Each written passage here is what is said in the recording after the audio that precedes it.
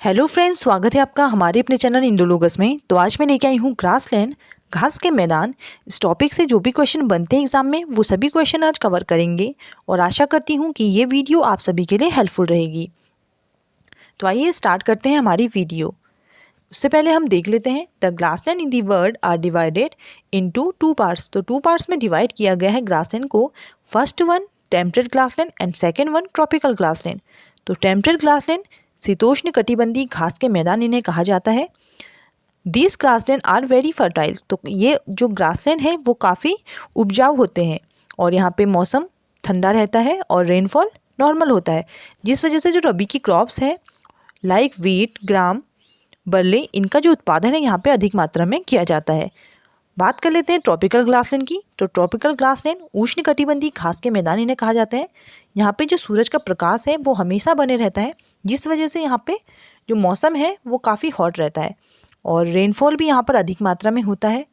और यहाँ पे रेनफॉल अधिक मात्रा में होता है, जिस वजह से जो छोटे बड़े पेड़ पौधे हैं वो अधिक मात्रा में पाए जाते हैं। तो आई होप आपको समझ में आया होगा। मैं एक बार लोकेशन दिखा देती हूँ। जो ट्रॉपिकल ग्रासलैंड है वो कहाँ मिलते हैं, तो इक्वेटर के जो 23.5 डिग्री, तो 23.5 डिग्री जो नॉर्दर्न एरिया है और इक्वेटर की जो 23.5 डिग्री साउथ का एरिया है, इस एरिया में मिलते हैं। इन एरिया के बीच में मिलते हैं ट्रॉपिकल ग्रासलैंड। तो ट्रॉपिकल ग्रासलैंड कहाँ मिलेंगे, इक्वेटर के 23.5 डिग्री नॉर्दर्न एरिया के ऊपर और इक्वेटर के 23.5 डिग्री साउथ में। यहाँ पे सूरज का प्रकाश हमेशा बने रहता है, जिस वजह से यहाँ पे हमेशा गर्मी रहती है। तो गर्मी यहाँ पर रहती है और अधिक मात्रा में बारिश होती है। तो यहाँ पे कौन से ग्रासलैंड पाए जाते हैं, ट्रॉपिकल ग्रासलैंड। और जो टेम्परेट ग्रासलैंड है वो मिलते हैं ट्रॉपिक ऑफ कैंसर। जो ट्रॉपिक ऑफ कैंसर है इससे ऊपर और ट्रॉपिक और कैप्रिकॉर्न से नीचे। तो ट्रॉपिक ऑफ कैप्रिकॉर्न से जो नीचे का क्षेत्र है यहाँ पे टेम्परेट ग्रासलैंड मिलेंगे आपको, और ट्रॉपिक ऑफ कैंसर से ऊपर का जो एरिया है यहाँ टेम्परेट ग्रासलैंड मिलेंगे। तो आइए इनसे रिलेटेड जो भी क्वेश्चन बनते हैं एग्जाम में वो सभी क्वेश्चन आज कवर करेंगे। तो आइए स्टार्ट करते हैं। तो उत्तरी अमेरिका में घास के मैदान क्या कहलाते हैं। इसका राइट आंसर है ऑप्शन ए प्रेरीज। तो प्रेरीज घास के मैदान कहा जाता है उत्तरी अमेरिका में, जो फैले हुए हैं कनाडा और यूएसए में।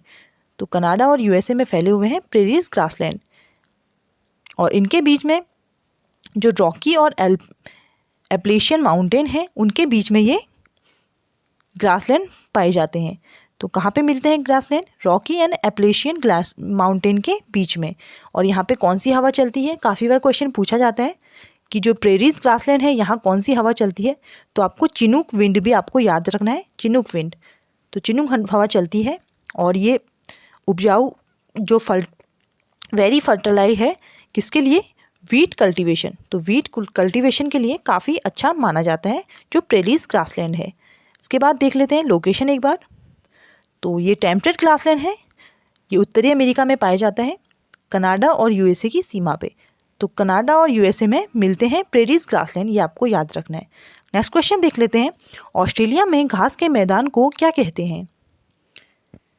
इसका राइट आंसर है ऑप्शन ए डाउन्स। तो डाउन्स ग्रासलैंड कहा जाता है, जो लोकेटेड है साउथ ईस्ट ऑफ ऑस्ट्रेलिया। ये साउथ ईस्ट ऑस्ट्रेलिया में लोकेटेड है और टेम्परेट ग्रासलैंड है, और इसे कहा जाता है कोडाउन्स, और इसे कोडाउन के नाम से भी जाना जाता है। This plain is also main centre of the agriculture production in Australia. तो मेन सेंटर है ये एग्रीकल्चर प्रोटेक्शन का ऑस्ट्रेलिया में, डाउन्स ग्रासलैंड। और यहाँ पे various type of animals are found in this plain area. तो यहाँ पे वेरियस टाइप अलग अलग प्रकार के जीव जंतु देखने को मिलते हैं, जिसमें जो कंगारू है वो फेमस है। जो कंगारू है ये अधिक मात्रा में यहाँ पे मिलता है ऑस्ट्रेलिया में, ये भी आपको याद रखना है। तो लोकेशन देख लेते हैं एक बार। जो डाउन्स है, डाउन्स ग्रासलैंड, ये ऑस्ट्रेलिया में आपको दिख रहा है। तो यहाँ पे मिलते हैं डाउन्स ग्रासलैंड। नेक्स्ट क्वेश्चन है, दक्षिण अमेरिका के शीतोष्ण कटिबंधीय घास के मैदानों को क्या कहते हैं। तो दक्षिण अमेरिका, साउथ अमेरिका की बात हो रही है। यहाँ पे जो टेम्परेट ग्रासलैंड है उन्हें कहा जाता है ऑप्शन बी पंपास। तो पंपास ग्रासलैंड कहाँ मिलते हैं, ये मिलते हैं अर्जेंटीना एंड उरुग्वे। तो अर्जेंटीना एंड उरुग्वे ये साउथ अमेरिका में है। और ये भी काफ़ी उपजाऊ माने जाते हैं। तो एक बार लोकेशन में दिखा देती हूँ मैं आपको। ये है साउथ अमेरिका, साउथ अमेरिका की लोकेशन, और यहाँ पे है अर्जेंटीना। तो अर्जेंटीना और उरुग्वे, तो अर्जेंटीना और उरुग्वे में मिलते हैं पंपास ग्रासलैंड, ये भी आपको याद रखना है। नेक्स्ट क्वेश्चन देख लेते हैं। दक्षिण अफ्रीका में पाए जाने वाले शीतोष्ण कटिबंधीय घास के मैदानों को क्या कहा जाता है?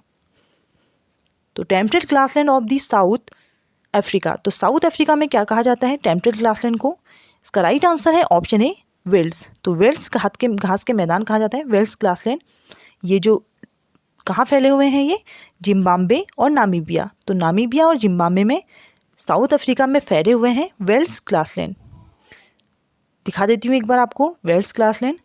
तो लोकेशन इनकी ये है वेल्स ग्रासलैंड, यहाँ पे मिलते हैं वेल्स ग्रासलैंड साउथ अफ्रीका में। नेक्स्ट क्वेश्चन है सवाना घास के मैदान कहाँ पाए जाते हैं?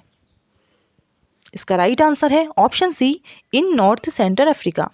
तो सेंटर अफ्रीका में पाए जाते हैं, नॉर्थ सेंटर अफ्रीका में सवाना ग्रासलैंड। और इसके साथ ही ये ग्रासलैंड पाए जाते हैं ऑस्ट्रेलिया में, तो ऑस्ट्रेलिया में भी देखने को मिलते हैं सवाना ग्रासलैंड। देख लेते हैं लोकेशन एक बार। तो ये दिख रहा होगा आपको, यहाँ पे है ऑस्ट्रेलिया और यहाँ पे सवाना ग्रासलैंड, और यहाँ पे है अफ्रीका। तो अफ्रीका एंड ऑस्ट्रेलिया में मिलते हैं सवाना ग्रासलैंड। तो ये भी आपको याद रखना है। और ये ट्रॉपिकल ग्रासलैंड है, क्योंकि जो ट्रॉपिकल ग्रासलैंड आपको याद रखना है। नेक्स्ट क्वेश्चन है पटाना नामक उष्णकटिबंधीय घास के मैदान किस देश में पाए जाते हैं? इसका राइट आंसर है ऑप्शन सी श्रीलंका। तो श्रीलंका में मिलते हैं ग्रासलैंड, ये ट्रॉपिकल ग्रासलैंड है पटाना ग्रासलैंड, ये भी आपको याद रखना है। इसका लोकेशन मैं आपको दिखा दे रही हूँ एक बार। ये हमारा प्यारा भारत, और भारत के नीचे श्रीलंका है, श्रीलंका में मिलते हैं पटाना ग्रासलैंड। तो ये भी आप देख लीजिएगा। नेक्स्ट क्वेश्चन है वेनेजुएला स्थित उष्णकटिबंधीय घास के मैदानों को क्या कहा जाता है? तो वेनेजुएला में क्या कहा जाता है घास के मैदानों को? इसका राइट आंसर है ऑप्शन ए लानोज ग्रासलैंड कहा जाता है, northern part of south America. तो साउथ अमेरिका में है वेनेजुएला, जो नॉर्दर्न पार्ट है। तो northern part Venezuela and Colombia, तो कोलंबिया और वेनेजुएला में मिलते हैं लानोज ग्रासलैंड, जो ट्रॉपिकल ग्रासलैंड है। ट्रॉपिकल ग्रासलैंड मैं आपको दिखा देती हूँ एक बार लोकेशन। तो लोकेशन ये है लानोज ग्रासलैंड की। तो लानोज ग्रासलैंड यहाँ मिलते हैं, और यहीं पे है वेनेजुएला एंड कोलंबिया भी आपको याद रखना है। नेक्स्ट क्वेश्चन है ब्राज़ील के मैदानी क्षेत्रों में पाए जाने वाले उष्णकटिबंधीय घास के मैदानों को किस नाम से जाना जाता है? तो ब्राज़ील में क्या कहा जाता है जो ग्रासलैंड है उनके? इसका राइट आंसर है ऑप्शन बी कंपोज। तो कंपोज कहा जाता है ब्राज़ील में जो ट्रॉपिकल ग्रासलैंड है, और ब्राज़ील में फेमस कॉफ़ी के प्लांटेशन के लिए। तो ब्राज़ील किस लिए फेमस है? कॉफ़ी के प्लांटेशन के लिए, ये भी आपको याद रखना है। और इससे जो कॉफ़ी का उत्पादन है उसे कहा जाता है फेजेंडा। तो फेजेंडा भी आपको याद रखना है। तो लोकेशन दिखा देती हूँ मैं आपको एक बार। यहाँ पे है ब्राज़ील, तो यहाँ पे कंपोज, तो कंपोज ग्रासलैंड है, और ये ट्रॉपिकल ग्रासलैंड है साउथ अमेरिका में। नेक्स्ट क्वेश्चन है हंगरी में घास के मैदानों को क्या कहा जाता है?